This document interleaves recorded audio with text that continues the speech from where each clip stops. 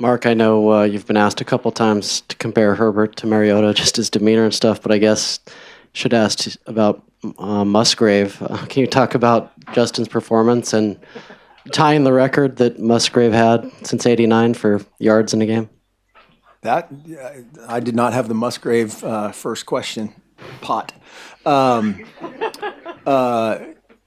Yeah, weird. No, he did a great job. There's a bunch of, when you're talking nitpicking on whatever that is, 75% completions.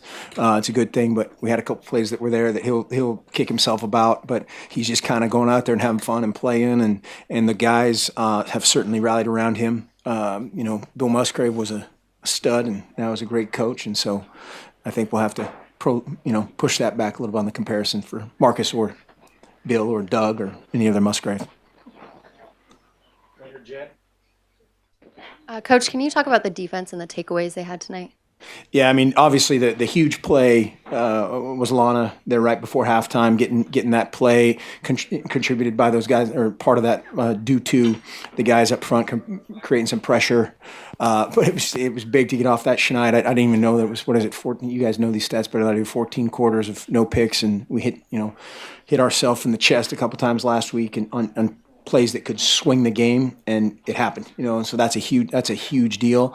The other play that I thought was a huge play was Jaylen Brown. I know this has nothing to do with takeaways, but Jaylen Brown, who had kind of a busted assignment on the drive immediately before that big gain that he had with the great catch, and those kind of plays, they just kind of snowball, and hopefully we can harness that snowball. There's a lot of talk this week about Herbert dealing with ASU's pressure and bringing all sorts of eclectic blitzes and stuff like that, but he appeared to be completely in command at a senior level. Like, what about him gives him the ability to not be rattled by anything a defense seems to do to him?